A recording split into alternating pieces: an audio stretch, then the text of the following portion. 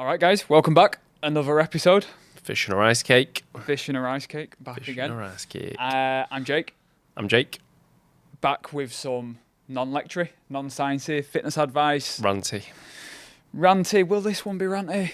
This one probably won't be ranty, No, actually. This one will be quite chilled out. Ranty. Yeah. Yeah. It's not too bad, but hopefully you'll get something from it that might help you with your own progress and help you get one step further along whatever fitness journey you're on at the minute. Yeah. Fitness journey. I've never liked the term of fitness I journey. know, but you end up calling it that, don't you? Yeah. Like, so when someone comes on, I'm like, you kind of end up saying, well, fat loss journey, or it's I suppose it is a bit of a journey, but it's a never-ending journey, isn't it? Yeah. I say. Yeah. It is that. So we are going to be talking about how to take a day off of your diet. Yes. Without fucking it up. Without stressing the fuck out. Yeah, because I think, especially at this time of year where socials start to creep up, the Christmas markets start to open, cannot wait for that. I've not been. See, you know what? I used to love the markets. Now, Yeah. I think in recent years, they've just gone a bit shit. I used to love them when I was young because it's like all different shit, different foods, pretzels, that kind of thing. And I was a chubby kid and who don't love pretzels. And then I haven't been to them for ages. Yeah. I quite like the one in York because it's small. I don't like crowds. So See, I've only ever been. Oh, I've been to Manchester. I've probably been to others, but Manchester's it's huge. I've never been to Manchester, but me and Soph have said we do want to do Manchester this year.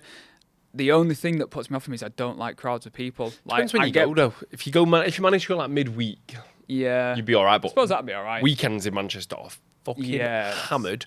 And I mean, because they used to call them the German markets. That's what they used to call them. Well, that's what it always was in Leeds. Yeah. It was the German market. The German markets. I know they're the Christmas markets, but they originate in Germany, right? Yeah. But they're not like, there's nothing fucking German about them anymore. That's what annoys me a little bit. You go and you see it's all like Manchester Council all over them. So I'm just being a Grinch basically. Like, You watched Grinch last night, didn't I did. Which one? Animated or? No, the original one. See, me and Soph watched the animated one That two was nights really ago. The animated is brilliant. Yeah. But what we said was we watched the animated one because we were like, the original is like one of our favourites, which we want to save until closer to Christmas. So we're like, we can warm up on the animated one, And then which is watch still pretty good, and then we can watch the original one closer to Christmas. We'll probably watch it again, to be fair. It was only because I Yeah. was trying to entertain Thea and I thought she might watch it, but she didn't. Well, I saw you got like the Grinch. Oh, you were in a shop with like the Grinch jumper and stuff like Mate, that. it was one of them like fucking stupid size hoodies. It's like a loungewear one. It goes down to like your knees. And I really wanted to buy it, but Louise won't let me buy it. But I was genuinely going to buy it. It was in Primark. I was like, 16 quid? That'll do me nicely. Yeah, funny enough, I literally, when I saw your story yesterday, I was in Primark and I could see the Grinch section as well. Been it. So I was wondering whether Yeah. you were in the Yeah, that same was sort it. of thing. Obviously, I was in Leeds, so you'd have been over here. But yeah, no, I do want to get to the Christmas markets, but I just, for whatever reason, crowds of people put me on edge, and I don't like being in big crowds, I know what you mean. and especially big crowds of people drinking. Well, yeah. Well, obviously there's a lot of drinking. But it's something like fucking £6 a pint or something like that. I mean, I know, to be fair, you're probably paying at a pub anyway, but in a pub at least you've got it in a fucking pint glass. Yeah. Plastic glass. So I'm just, like I say, I'm just being a proper Grinch about the markets in a moment. But I don't know what it is, so me and Soph went to the Chester ones last year. so we're doing the Chester one. So me and Louise are going to Chester at the end of November for a night, and we're going to do the markets in Yeah. Chester, which I've heard they're small, aren't they? We didn't do the Chester one, I just lied. We did the Exeter one. Right, I don't know okay. why I said Chester. I think it's because we were saying yesterday we might do Yeah. the Chester one this year. We've not done that one. Yeah. I imagine they will be smaller. We did the one in Exeter last year, just because we went down to see some of Soph's family, and it just happened to be on. That was really nice. But they're nice because it's Christmassy and it makes you feel Christmassy. But I don't know about you, but you walk around and I'm like, I'm never going to buy anything. Yeah. Like, there's not. It's fucking expensive. I think I got a hot chocolate and that was it. I mean, I I'll was like, buy food. Don't get me wrong. I'll get like, food and a I'll drink, always get but- like food. So I like getting the suckling pig. Yeah. I fucking love the suckling pig. Like a nice little fucking bar. Yeah. Oh, that's good shit. But the actual sort of like decorations and ornaments that they sell. Oh no, it's overpriced fucking tat, innit? Let's be honest. But Louise will probably still buy some. Don't get me wrong. Kind of. But yeah, no, we do want to do some this year. But so why are we here again? What are we doing? How to take a day off the How diet. to take a day off your diet. Because what we tend to find a lot, and what is pretty common, is someone will have either a planned or an unexpected day off of the diet. Something comes up, it's a social, or they're stuck out and about, busy day at work, stressful, they order pizzas in at work, whatever it is, they end up going off plan for the day, and then they just start freaking out and they're like, I fucked it. I might as well take the rest of the weekend off and just think about it again Monday. Now, what we tend to do, especially this time of year, to allow for more flexibility and make sure that we're not just going too crazy and we can come into the new year maintaining a decent body composition, is actually giving people days off. Yeah, and like plan days off. Like, so. But we have ways we do it. Yeah, we have ways that we do it, but it's important that people understand how to do it properly, because like you say, if you don't know how to do it properly, you know, you can, one of those days might creep up on you, or you've got something social planned, and before you know it, you've hit the fuck it button because one day didn't go to plan, and that ruins the rest of your goals. And that doesn't have to be the case. Like, you know, there are ways that we can work around it. So yeah, the first way we do it, which is still tracked, it's still quite a manageable way of doing it, is refeed days, isn't it? yeah, refeed day, basically a fancy way of giving you one day a week, generally speaking. Sometimes it might be two if you've got, you know, more stuff going on at the weekend, whatever. But generally speaking, one day a week where you'll have more calories. Yeah. And we'll use this for one or two reasons. It'll either be during a diet when we want to strategically give you more food to see how you look from a physique point of view with more food in you. In that instance, we would probably give you macro targets. So we're making sure you're eating more carbohydrates, less fats, so you're not just putting a load of crap in there.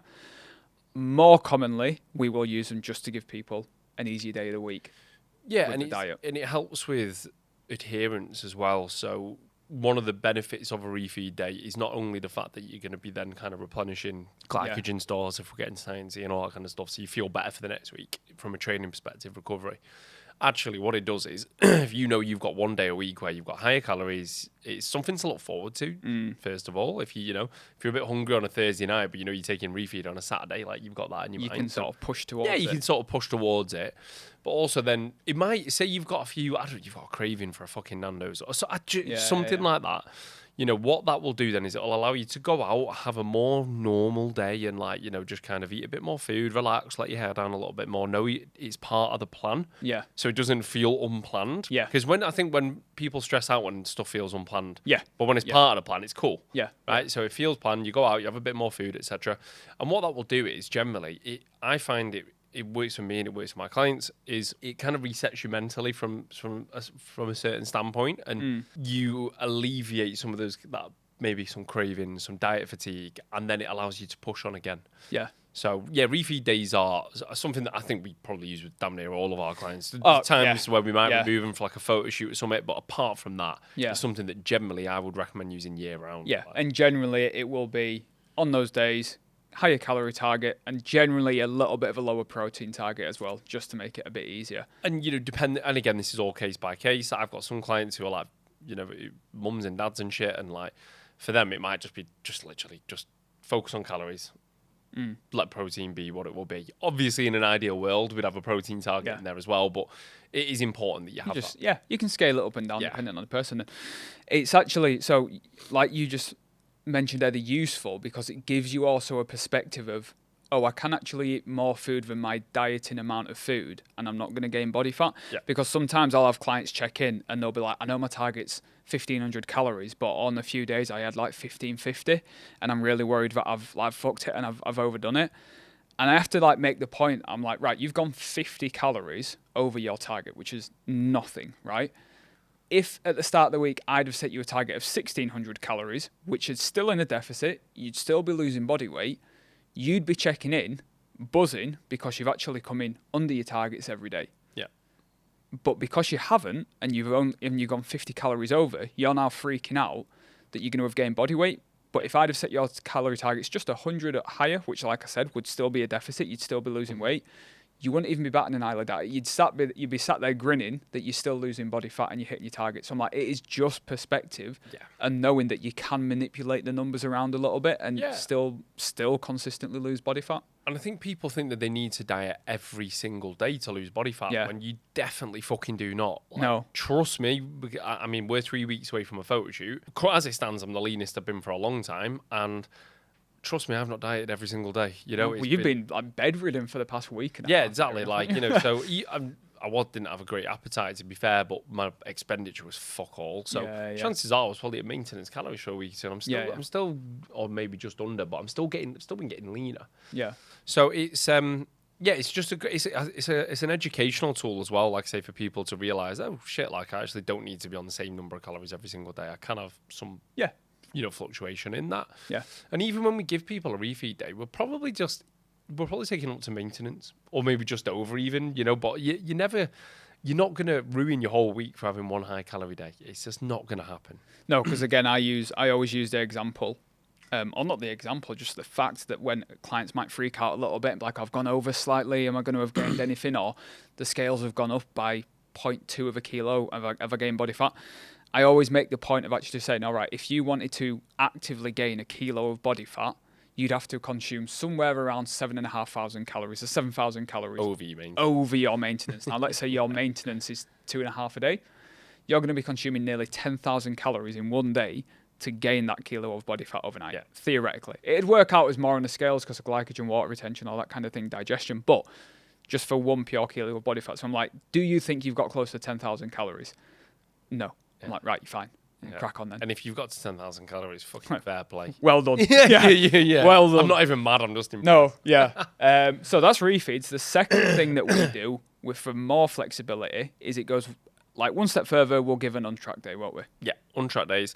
And I do give these out quite often, just depending on the client, of course, and things. But an untracked day, as Jake says, is literally a day where you don't track your nutrition. You go. For me, what I would generally advise here to people, this is when they might have a social event, like a party they're going to, they know they're having a few drinks, etc. So, they're not going to want to track, and I completely understand that. So I think the thing to remember with an untracked day is that it's not an excuse to go balls to the wall. No. And that's what I have to literally say that on that's the exact same. That's the exact words I use. You don't go balls to the wall. Like, your nutrition, generally speaking, should look pretty similar. You're just not tracking it. Yeah, I say that. I say, unless like they're going to a wedding or something like that, I'm like, we should be able to take pictures of a track day, of an untracked day, put them next to each other, and they look 70-80% similar to each other. Yeah.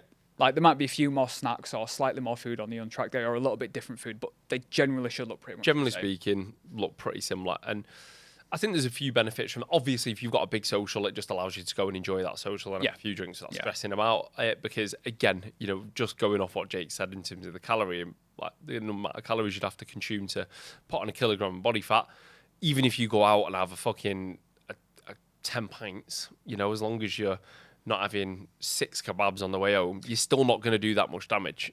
So it's important that... Well, I need my stomach pumped. But you know what I'm saying? Like, every now and again, people are going to need that untracked day for that. And again, I think it allows them to see that, okay, I've had a night out, like I've enjoyed myself, and I can just get back to normal the day after. Yeah. And that's something that people struggle with. It's that on-off mentality. It's that all or nothing mentality. Yeah. So having an untracked day...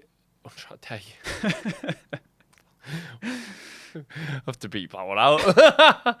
Untracked day, it allows you to realise that actually, there is flexibility to be had here. Yeah. And it just makes things feel a little bit more sustainable. Yeah. And the only, if I give them out because someone is going to a wedding, I might just say a few caveats of look, you might want to just try and fast through the morning, or maybe just have a protein shake. Yeah. Take a little snack with you to the wedding, enjoy the wedding meal, have a couple of drinks, and then depending on whatever gets served in the evening, you might just want to have the snack that you brought with you, or again, you might be able to make something out of the options. It depends what they serve, but it's an untracked day. Relax, enjoy yourself, have fun. Enjoy it. The other time I will use them, the more common time I tend to use them for me is if a client's deep into a gaining phase, and they're on a shit ton of calories every day.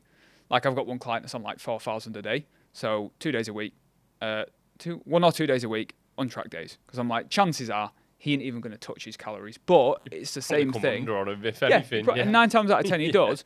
But it just gives him 1 or 2 days a week where he can go out for a meal with his other half. He can go out for the day with. He's got a young daughter as well. I'm like, they can all go out for the day. He doesn't have to worry about tracking or planning or anything. It's just a complete mental rest from tracking. I think that's the main thing. Is having that day away from MyFitnessPal as well. Yeah. Just because you don't want to track your calories forever. The chances are you won't. You'll periodically track, etc., etc. That's the long-term goal for all of our clients. Yeah. Is we use MyFitnessPal to get you from A to B. maybe from B to C even, whatever. But, you know, long term, like me and you will probably kind of periodically not track and then come back to tracking if we need to tighten up or if we want to gain some muscle. But yeah, so it's nice to have that mental break, I think, more than anything else. And then what I always find is when someone's had a refeed day or an untracked day more so, is they're ready to get back to it. Because you've had that untracked day, you're like, sweet. Yeah. Like, that was really good. I really needed that. Yeah. Now I can get back to doing what I want to do. And people actually want to get back to it then. Yeah. Because they crave that structure again. Yeah, yeah. So, yeah, they're super, super useful in either context, either situation. And as long as you do them right and you don't take the piss with them, like, there's no reason why you can't make them work and still make progress. Still make progress towards whichever sort of goal that you're going towards. Yeah, and I think, like as you said at the start, at this time of year in particular, you know, we'll be probably giving out untracked days, higher refeed days, more relaxed days to clients on a more regular basis. And yeah, it's not going to be stressful for people. You know, they're going to understand that it's part of the plan. Yes, you know, it's not.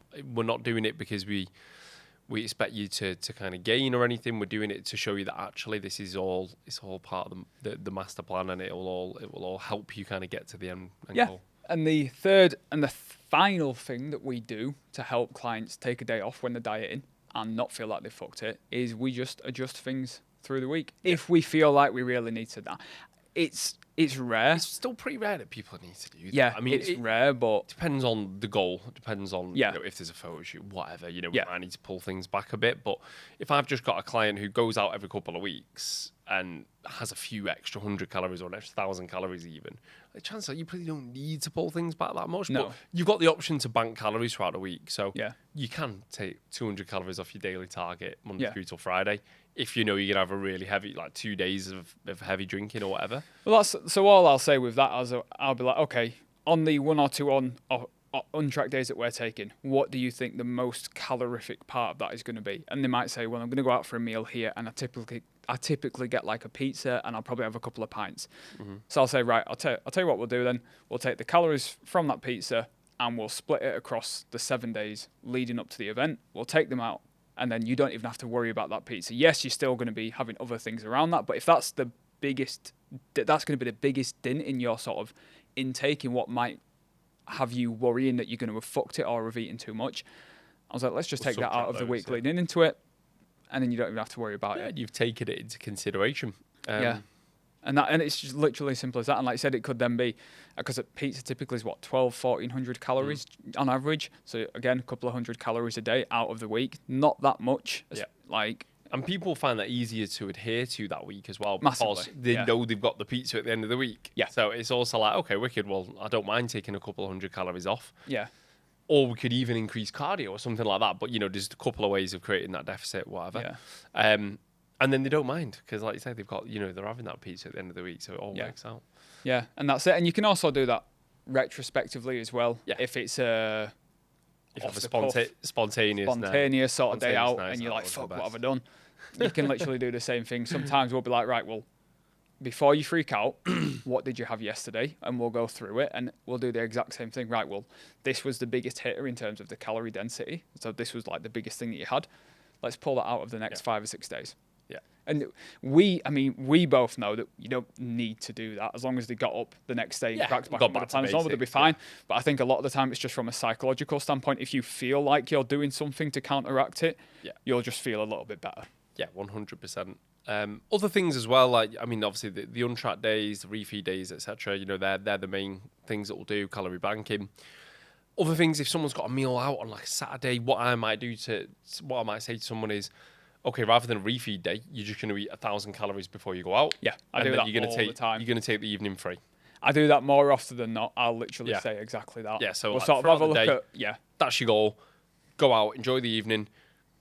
Again, you'd have to go pretty fucking wild to undo any, you know, to do any damage. So as long as you've kind of tracked throughout the day, you've been on the ball, etc., you know, you're fine. Just go and enjoy it. Yeah, 9 times out of 10, and my clients will sort of attest to this, is we'll say, right, what are you going for? And if they say they're going for a pizza or they're going for a Sunday dinner, I might pull a few more calories out. So I might say, right, instead of the normal 2,500 calories you have that day, you're going to have 1,000 calories through the day.